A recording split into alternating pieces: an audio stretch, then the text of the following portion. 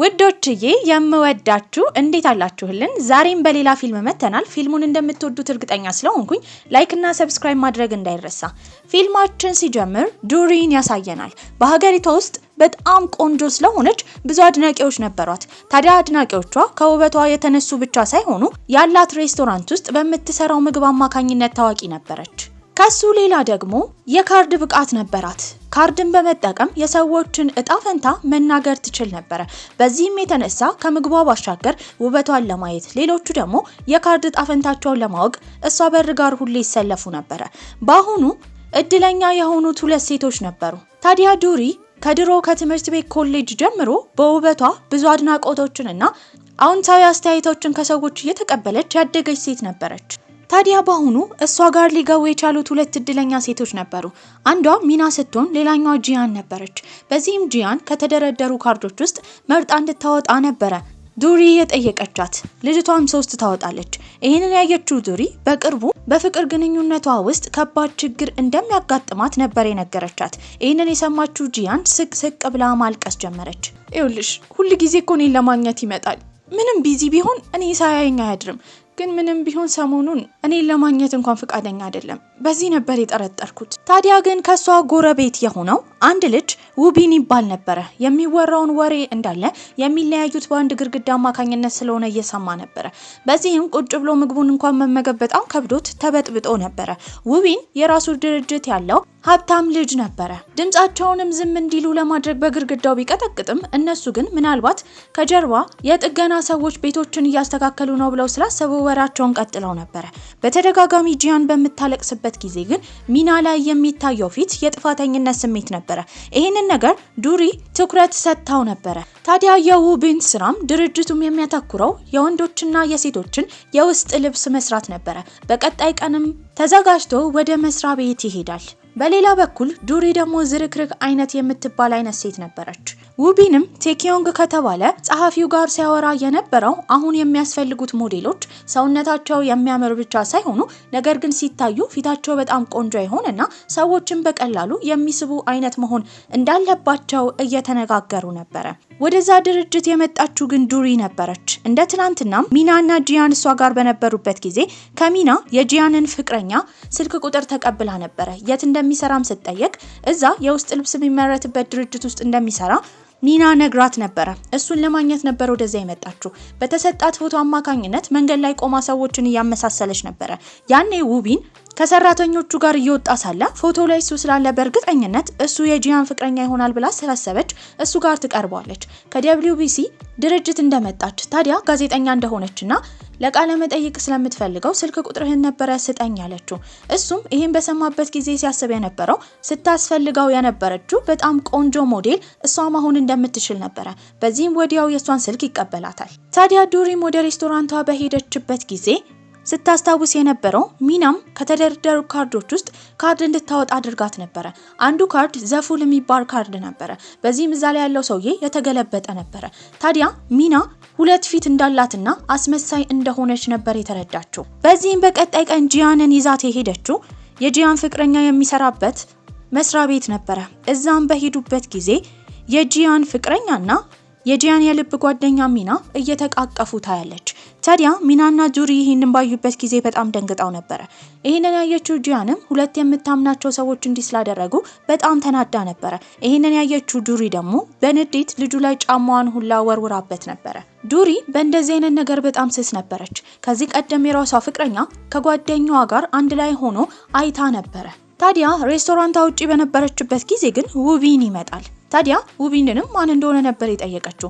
እንደ ትላንትና መስሪያ ቤቱ ሄዳ ያገኘችውን የድርጅቱን ኃላፊ አይመስልም ነበረ። አሁን ላይ ጸጉሩ ፊቱ ላይ ተደፍቶ መነጽር የሚያደርግ ጅል የሚመስል ሰው ይመስል ነበረ። በዚህም ያገኘችው ልጅ እንደሆነ አልጠረጠረችም። በዚህ ግራ የተጋባው ውቢንም ሊያስረዳት አልፈቀደም ነበረ። ታዲያ እሷ ግን ትኩረት ስታደርግ የነበረው የያዘው ካርቶን ውስጥ ያለውን የሴቶች የውስጥ ልብስን ነበረ። በዚህም ምን ይሰራለታል ብላ ሀሳብ ውስጥ ገብታ ነበረ። ተሳስታም ካርቶኑን በምትነካበት ጊዜ እሱ ወደ ላይ ይወረውራል። ያኔ ብዙ አይነት የሴት የውስጥ ልብሶች ነበረ መሬቱን ሲያጥለቀልቀው የነበረው። እሷም ይህን በምታይበት ጊዜ ሴቶችን ባልተገባ መልኩ የሚመለከት አይነት ወንድ እንደሆነ ነበር ያሰበችው። ታዲያ ግን እሷን ከመውደቅ አድኗት ነበረ። በዚህም እሱ የወዳደቁ ልብሶችን እንድትለቃቀም ይነግራታል። ጥፋቱ የሷ ነው ብላ ስላሰበችም ልብሶቹን መለቃቀም ጀመረች። ታዲያ እሷም አንዱን አንስታ እላያ ላይ ታደርጋለች። በዚህም ቁጥሩ የሷ እንዳልሆነ በማየት ብቻ ነበር የነገራት። ያኔ ብዙ ሴቶችን የሚያበዛ ወንድ ነው ብላ ስላሰበች ደንግጣ እየሮጠች ወደ ሬስቶራንቷ ነበር የገባችው። ታዲያ ሙሉ ምሽቱን ስለሱ ላለማሰብ እየዘፈነች ነበር እሱን እንቅልፍ ስትነሳው የነበረው። በቀጣይ ቀን ሲገናኙም ጎረቤቷ እንደሆነ ትረዳለች። ታዲያ ጂያንም ያን ቀን ዱሩ መልእክት ልካላት ነበረ። ከጓደኛዋ ሚና ጋርና ከፍቅረኛዋ ጋር ነገሮችን ለመፍታት ልትገናኝ እንደሆነ ነበር የነገረቻት። ዱሩም የድሮውን እያስታወሰች ነበረ። በጣም የምትወዳት ውጁ የምትባል ጓደኛ ነበረቻት። ታዲያ ውጁ በጣም ትቀናባት ነበረ። ምክንያቱም ዱሩ በጣም ቆንጆ ከመሆኗ የተነሳ ሁሉም ወንዶች የሚያዩት እሷን ብቻ ነው። በዚህም የውጁ ውበት እንደተሸፈነ ያክል ይሰማት ነበረ። አንድ ቀን ላይ ግን ፍቅረኛዋ ጊኳን ይመጣና ሁለቱ አንድ ላይ መሆን እንደማይችሉ ይህም ደግሞ እናቱ የእጣ ፋንታ ካርድ እንዳስነበበች በካርዱ አማካኝነትም ሁለቱ እንደማይዘልቁ ስላሳየ አብረው መቀጠል እንደማይችሉ ነበር የነገራት። በዚህም ሁሉም አንድ ላይ ቁጭ ብለው እያወሩ ነበረ። በመቀጠል ወደዛ የመጣችው ዱሩ ነበረች። ተናዳም ልጁ ላይ ውሃ ለመድፋት ተዘጋጅታ ነበረ። ያኔ ግን ጂያን ትቀድማለች። ዱሩ ይዛ የመጣችውን ካሮት ከወረወረች በኋላ ከዚህ በኋላ ሁለቱንም ማግኘት እንደማትፈልግ ተናግራ ነበር ሄደችው። ታዲያ ማታ ላይ ሬስቶራንት ውስጥ በነበረችበት ጊዜ ውቢን ቁጭ ብሎ ሴቶችን እያየ የውስጥ ልብሳቸው ጋር ግን በተደጋጋሚ ኮከብ እየሰራ ነበረ። ታዲያ አሁንም መጥፎ ሰው እንደሆነ ነበር ያሰበችው። ወዲያው ግን የመጡት ፍቅረኛዋ የነበረው ጊኳን እና አሁን እጮኛው የሆነችው ውጁ ነበሩ። ሊጋቡ እንደሆነ ለሷ ለመናገር ነበር የመጡት። ይህንን የሰማችው ዱሩ ፊቷ ላይ በጣም ንዴት ይታይባት ነበረ። ዱሩን በምታስታውስበት ጊዜ ለመጀመሪያ ጊዜ ባስ ውስጥ እያለች ነበረ ሁለቱን አንድ ላይ ያየቻቸው። ታዲያ ጓደኛዋ እንዲህ ስለከዳቻት በጣም አዝና ነበረ። በዚህም እሷ የድሮውን ስታስታውስ ባስ ውስጥ ስቅስቅ ብላ እያለቀሰች ነበረ። ያኔ ግን ያላወቀችው ወንድ ይመጣና ኮፍያ ሰጥቷት ነበረ። በመቀጠልም ለቅሷ በቀጠለበት ጊዜ አይኗ ስላበጠ ሰው እንዳያያት መነጽርም ሰጥቷት ነበረ። አሁን በምታዝንና በምታለቅስበት ጊዜ ሁሌ ያንን መነጽር ታደርግ ነበር። በቀጣይ ቀንም ውቢንና የሱ ጸሐፊ ቴኪዮንግ ሳይክል እየነዱ ነበረ። ቴኪዮንግ ሁል ጊዜ ውቢን የሚያደርገውን ነገር ይፎካከረው ነበር። ከልብስ አንስቶ እስከ ማንኛውም ነገር ከሱ አጠገብና እንደሷ አንድ አይነት መሆን ይፈልግ ነበረ። ውቢን ደግሞ እንደዚህ የሰዎችን ቅርበት የሚወድ አይነት ሰው አልነበረም። በዚህም በመቀጠል ዱሩ ሬስቶራንት ውስጥ በነበረችበት ጊዜ ውጁ ትመጣለች። ታዲያ የሰርግ ግብዣ ካርድ ለመስጠት ነበር የመጣችው። በዚህም ውጁ እሷን ለመንካት በማሰብ ከፍቅረኛዋ ጋር ካላት እንድትመጣ እየጠየቀቻት ነበረ። እንዳጋጣሚ ሆኖ በዛ ሰዓት ወደ ውስጥ የገባው ውቢን ነበረ። ያለመመቸት ስሜት ውስጥ እንዳለች የተረዳው ውቢን ወደ እሷ ይቀርባል። እሷም ትይዘውና ፍቅረኛዋ እንደሆነ ነበር የተናገረችው። ሁለቱንም አንድ ላይ ቴኪዮን ወደ ሬስቶራንቱ በገባበት ጊዜ ነበር ያየው። ታዲያ ፍቅረኛሞች እንደሆኑ በመጠርጠርም አጎንብሶ እሷን ሰላምታ ይሰጣታል። በመቀጠልም ሁለቱ ሴቶች እንዲያወሩ ብለው ሁለቱ ወንዶች ይወጣሉ። ታዲያ በወጡበት ጊዜ ግን ውቢን ራሱን በመስታወት ሲያይ እንደዚህ ጅል እንደሚመስል ለሷ በቂ የሆነ እጮኛ እንኳን ለመሆን ለማስመሰል እንኳን እንደማይበቃ ለራሱ እየተናገረ ነበረ። ለጓደኛው ቴኪዮንግም በሁለቱ መካከል እንደዚህ አይነት ግንኙነት እንደሌለ ይናገራል። ወደ ሬስቶራንቷ ለመግባት በመስታወት ሲያያትም ግን ያደረገችው መነጽር ላይ ነበር ትኩረት ያደረገው። ከብዙ ዓመት በፊት ባስ ውስጥ ስታለቅስ እሱ ነበረ መነጽሩን የሰጣት። መጀመሪያ የሰጣት ኮፍያ ነበረ። አይኗ ስላበጠ ነበረ መነጽሩን የሰጣት። በዚህም ያችን ሴት ድጋሚ በማግኘቱ ደስተኛ ሆኖ ነበረ። ታዲያ በቀጣይ ቀንም ውቢን መስሪያ ቤት ውስጥ በነበረበት ጊዜ ቴኪዮን ማታ ስለተፈጠረው ነገር እየጠየቀው ነበረ። ታዲያ እሱም ፍቅረኛዋ ሆኖ ለማስመሰል እንጂ ሌላ ነገር እንደሌለና ስራ ላይ ትኩረት እንዲያደርግ ነበረ ለቴኪዮንግ ያስጠነቀቀው። ቴኪዮንግ ግን አመሻሽ ላይ የሄደው ዱሩ ጋር ነበረ። ታዲያ ሬስቶራንት ውስጥ ሰዎች ከወጡ በኋላ ቁጭ ብሎ ጠብቋት አብረው እየጠጡና እየደነሱ ነበረ። በዚህም ያደረገችው መነጽር ላይ አይኑ ያርፋል። ታዲያ ውቢን የለበሰው ልብስ ያደረገውን ጫማ ሁሌ ተፎካክሮ ያደርግ ነበረ። ቴኪዮን ግን ጭራሽ ሊያገኘው ያልቻለው እንደዛ በውድ የሚሰራው መነጽር ነበረ። ታዲያ ያ መነጽር እንዴት እሷ ጋር እንደመጣ ግራ ገብቶት ነበረ። በዚህም ባንክ ውስጥ ያለውን ብር እንዳለ እንደሚሰጣትና ያንን መነጽር እንድትሰጠው ይጠይቃታል። እሷ ግን መቼም ቢሆን ያን መነጽር እንደማትሰጥ ልክ እንደ ህይወቷ እንደምትሳሳለት ነበረ ስለዛ መነጽር የተናገረችው። በዚህም ቴኪዮንግ የደወለው ለጓደኛው ውቢን ነበረ። ታዲያ ሁለቱ አንድ ላይ እንደሰከሩ በተረዳበት ጊዜ ደህንነታቸውን ለማወቅ ወደ ሬስቶራንቱ ይሄዳል። እነሱም ተቃቅፈው ወንድምና እህት ነን ብለው እያስቸገሩ ነበረ። ውቢንም እሷ ቆንጆ ነኝ ብላ በምታወራበት ጊዜ ቀርቦ እያያት ነበረ። በሚቀራረቡበት ሰዓት በጣም ትደነግጣለች። ውጪም ለማውራት ይወጣሉ። ታዲያ እሷን በስተመጨረሻ ለዘመናት ልታውቀው የፈለገችው ያ ባስ ውስጥ የረዳትን ሰውዬ አሁን አጠገቧ የተቀመጠው ውቢን እንደሆነ ስትረዳ በጣም ደስ ብሏት ነበረ። ታዲያ እሱም ሁል ጊዜ ስታለቅስ ብቻ ያንን መነጽር እንዳታደርግ፣ ታዲያ ፀሐያማና በጣም ውብ በሆኑ ቀናቶች ራሱ እንድታደርግ እንደሚፈልግ ይነግራታል። በቀጣይ ቀንም ከቤቷ በወጣችበት ጊዜ የተገናኘችው ከውቢን ጋር ነበረ። ነገር ግን ሁሌ እንደምታውቀው ጸጉሩን ደፍቶ እንዲሁም ትልቅ መነጽር አድርጎ አልነበረም። ጽድት አድርጎ ሱፍ ነበር የለበሰው። እሷም እንዳየችው አላወቀችው ነበረ። ሊያስረዳት ሲሞክር ግን ያሰበችው እሷ መንታ ወንድማማቾች እንደሆኑ ነበረ። ለሷ ከማስረዳቱ በፊት ስልክ ስለተደወለለት ግን ምንም ሳይነግራት ነበረ ከዛ ቦታ ይሄደው። ከትንሽ ቆይታዎችም በኋላ ሬስቶራንቷ ውስጥ እየሰራች እያለ ግን ጓደኞቿ ይመጣሉ። እነሱ የድሮ ስራ ባልደረቦቿ ነበረ። በዚህም የድሮን በምታስታውስበት ጊዜ የምትሰራው ጋዜጠኛ ሆና ነበረ። በውበቷ የተነሳ ብዙ ጀማሪ አይዶሎችን በቀላሉ አግኝታ እነሱ ደግሞ ከድርጅቱ ጋር እንዲሰሩ ማድረግ ትችል ነበረ። በዚህ ነገር ግን የምትቀናባት አንድ ሴት ጓደኛ ነበረቻት።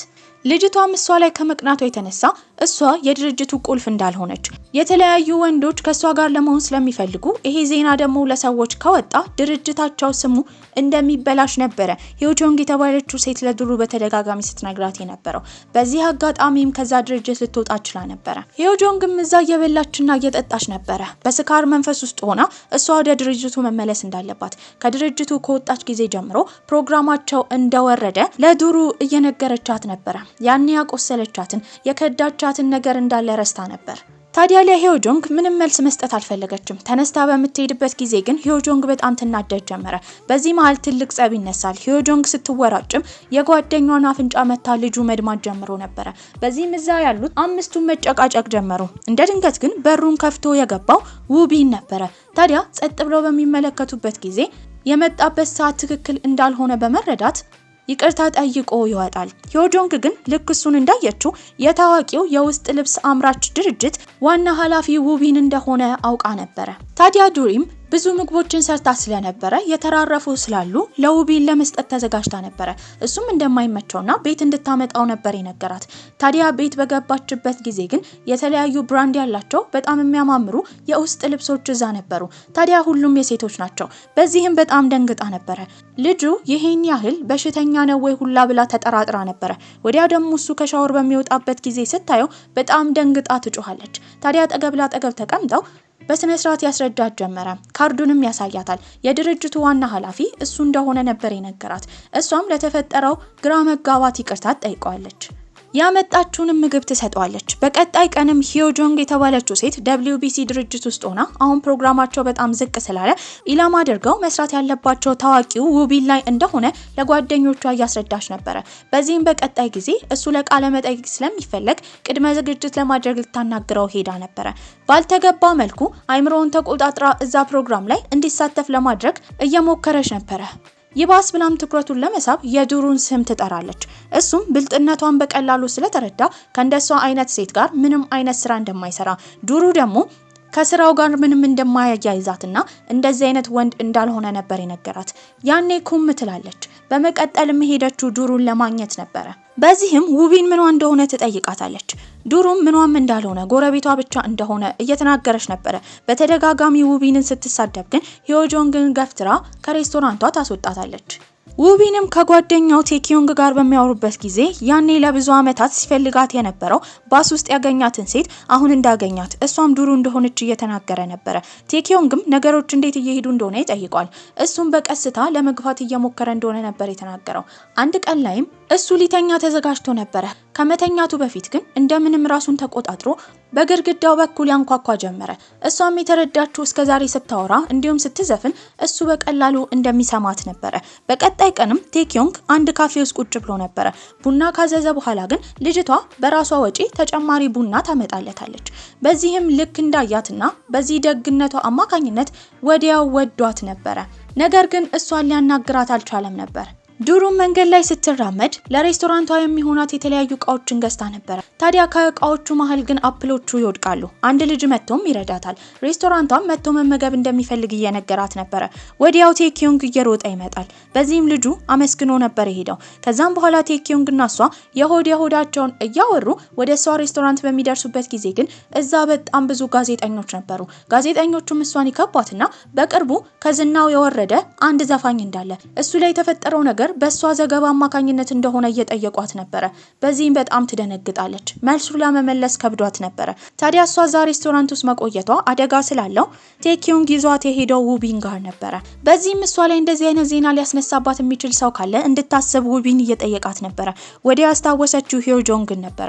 ዜና ሁላ ወጥቶ ነበር።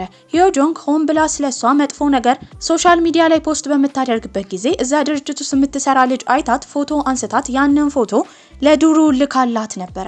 በዚህም በጣም ትናደዳለች። ቀጥታ የሄደችው WBC ወደሚባለው ድርጅት ነበር። ሂዮጆንግንም እንዳገኘቻት በጥፊ ነበር ያላጋቻት። ከዚህ በኋላ አጠገቧ መድረስ እንደማትችል አስጠንቅቃትም ከዛ ትወጣለች። ሶስቱም እሷ ባደረገችው ነገር ስለተገረሙ የደስ እየጠጡና እየበሉ ነበር። ታዲያ ቴኪዮንግም ቀድሟቸው ነበር ጥሏቸው የሄደው። ሁለቱም በቀሩበት ጊዜ እሱ ቀድሞ እንዲተኛና ወደ ቤት እንዲሄድ ነበር የነገረችው። በዛ ሰዓት የቀድሞ ፍቅረኛዋ ጊኮዋንግ ይመጣል። ታዲያ ላደረገው ነገር የጥፋተኝነት ስሜት እንደሚሰማው እየነገራት ነበር። ሁሉን ነገር ከማስረዳቱ በፊት ግን እጮኛው ውጁ ነበር የደወለችለት። በዚህም ከዛ ቦታ ይሄዳል። በቀጣይ ቀንም ቴኪዮንግ ያቺ ትርፍ ቡና የሰጠችውን አስተናጋጅ ለማግኘት ወደ ሬስቶራንቱ በሚሄድበት ጊዜ ግን ዛሬ የመጨረሻ ቀኗ እንደሆነ፣ ታዲያ ሌላ ድርጅት እንደተቀጠረች ነበር የተነገረው። በዚህም ተናዶ እየሮጠ ይሄዳል። ነገር ግን ሲነግረው የነበረው ልጅ እነሱ ድርጅት እንደተቀጠረች ቀጥሎ ሊነግረው ነበር። ይህንን ሳይሰማ ነበር ሮጦ ሄደው። በዚህም የድባቴ በሽታ ውስጥ ገብቶ ነበር። ስራውን እንኳን በደንብ አይሰራም ነበር። ታዲያ መስሪያ ቤት ውስጥ ግን አንዱ ሰውዬ አዲስ ተቀጣሪ ስለሆነች እሷን ለማስተዋወቅ ቴኪዮንግ ጋር ይመጣል። ልክ ሲያያትም በጣም ደንግጦ ነበር። ታዲያ እሷም ስላገኘችው ደስተኛ እንደሆነች ትነግረዋለች። በሌላ በኩል ምሽት ላይ ውቢንና ዱሩ አልጋቸው ላይ ቁጭ ብለው በግድግዳው አማካኝነት እያወሩ ነበር። ብዙ ካወሩ በኋላ ግን እሱ እንደሚወዳት ይነግራታል። ታዲያ እሷ ቤትም እንዲመጣ ነበር የነገረችው። ስለመጣም ደስ ብሏት ነበር። በቀጣይ ቀንም ቴኪዮንግ እሷ ጋር ነበር የመጣው። በዚህም ካርድ ስለምትችል የካርድ ጣፈንታው እንድታነብለት ይጠይቃታል። እሷም ታወጣለች። በዚህም በፍቅር ግንኙነቱ አማካኝነት ከባድ ችግር እንደሚደርስበት የሚደርስበትም የገንዘብ ቀውስ እንደሆነ እየነገረችው ነበር። ይሄ ነገር የረዳው የድሮውን እንዲያስታውስ ነበር። ሃይስኩል እያለ ፍቅረኛ ነበረችው። ታዲያ ግን ልጅቷ በተደጋጋሚ የተለያዩ እቃዎችን እንዲገዛላት ታደርግ ነበር። እሱ ብቻ ሳይሆን ለፊቷ ፕላስቲክ ሰርጀሪ ሁላ አስከፍለው ያንን ብር ከሌላ ወንድ ጋር ተዝናንታበት ነበር። ከዛ ጊዜ ጀምሮ የብቸኝነት ስሜት ተሰምቶታል። ታዲያ አሁን የያዛት አዮንግ የተባለችው ሴት ለገንዘብ እንዳትቀርበው በጣም ፈርቶ ነበር። ታዲያ ውጁና ጌኳንም ዱሩ ሬስቶራንት ጋር መተው ነበር። እነሱም ሲያወሩ ነበር። ጌኳንም ያደረገው ነገር ጥፋት እንደሆነ እንደተሰማው እየተናገረ ነው። በዚህም የድሮ ይታይ ጀመረ። ዱሩ ከድሮ ጀምሮ እንደዚህ የካርድ ጣፈንታ ንባብ ላይ ትልቅ ሱስ ነበራት። ይህንን ሱስ እንድትተው ለማድረግ ውጁ ጊኳን እናቱ የካርድ ጣፋንታ ንባብ እንዳደረገች በዚህም እንዲለያዩ ለዱሩ እንዲናገር የመከረችው ውጁ ነበረች። ይህንን ካደረገ በኋላ ግን በመካከላቸው ትልቅ ክፍተት ተፈጠረ። በዚህም አማካኝነት ጊኳንና ውጁ ተቀራርበው አሁን እጮኛ እንዲሆኑ የረዳቸው ያኔ የቀለዱት ቀልድ ነበረ። ታዲያ ለሷ መናገር ፈልገዋል። ሁለቱም ግን ስለፈሩ ሳይስማሙ ከዛ ቦታ ተጣልተው ይሄዳሉ። ቴኳንን ለማግኘትም አዮንግ ቴራስ ላይ ትሄዳለች። ታዲያ እሱንም ገንዘብ ነበር የጠየቀችው። እጣ ፈንታው በተነበበው አማካኝነት እንዲሁም ከዚህ ቀደም የነበረችው እጮኛው ለገንዘብ ስለፈለገችው አሁንም አዮንግ እንደዛ ናት ብሎ ስላሰበ ሊያናግራት እንኳን አልፈለገም ነበር። ከዛ በኋላ ትልቅ የልብ ስብራት ውስጥ ነበር የገባው። በተደጋጋሚ መጠጣትና መስከር ጀመረ።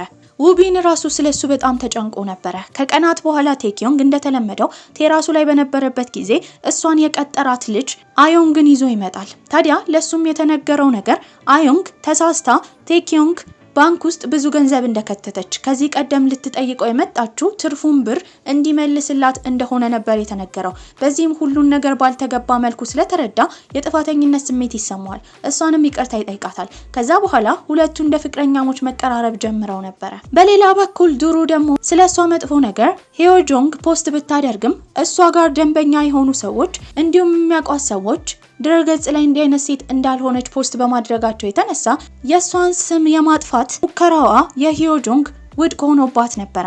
ታዲያ ያ ቀን የዱሩ የቀድሞ ፍቅረኛዋ ጊኳንና የልብ ጓደኛዋ ውጁ የሚጋቡበት ቀን ነበር። ያን ቀን እሷ ሬስቶራንቷ ውስጥ ብዙ ሰዎችን እያስተናገደች ነበር። ውጪ በወጣችበት ጊዜ ግን ሰርጉን አቋርጦ የመጣውን ጊኳንን ነበር ያገኘችው። እሱም ይቅርታ ይጠይቃት ጀመረ። ያኔ ነገሮች የተፈጠሩት በቀልድ አማካኝነት እንደሆነ ነገሮች እንደዚህ ይደርሳሉ ብሎ እንዳላሰበና ስለ ጎዳት ይቅርታ እየጠየቃት ነበር። ያኔ እየሮጠችም ሙሽሪት ትመጣለች። ውጁም ጊኳን ባደረገው ነገር በጣም ተናዳ ነበር። ቀለበቷን አውልቃ ከወረወረችበት በኋላ እንዲያደርጋል ብላ እንዳልጠበቀች፣ ታዲያ ጥፋቱ የሷም እንደሆነ በዚህም ዱሩ ይቅርታ እንድታደርግላት ልብ የሚነካ ይቅርታ አጠያየቅ ትጠይቃታለች። ታዲያ ዱሩ የልብ ጓደኛዋን በጣም ስለምትወዳት ይቅርታ አድርጋላት ነበር። ሁለቱም ይተቃቀፋሉ። ጊኳንም ዱሩን ሊያቅፋት ሲል ግን እዛ የነበረው ውቢን አልፈቀደለትም። በሷ ፋንታ እሱን እንዲያቅፈው ነበር የነገረው። ታዲያ ከጓደኞቿ ጋር ሰላም ከፈጠረች በኋላ ግን እሷና ውቢን ወደ ራሳቸው ህይወት ተመልሰው ነበር። አብረውም ጥሩ ጊዜያቶችን ያሳልፉ ጀመረ። ታዲያ በመካከላቸው ያለውን ግርግዳም ለመስበርና ቤታቸውን አንድ አድርገው ተጋብተው ለመኖር ያስባሉ። በዚህ ቆንጆ አስተላለቅም ፊልማችን እዚህ ላይ አብቅቷል። ደህና ቆዩልኝ።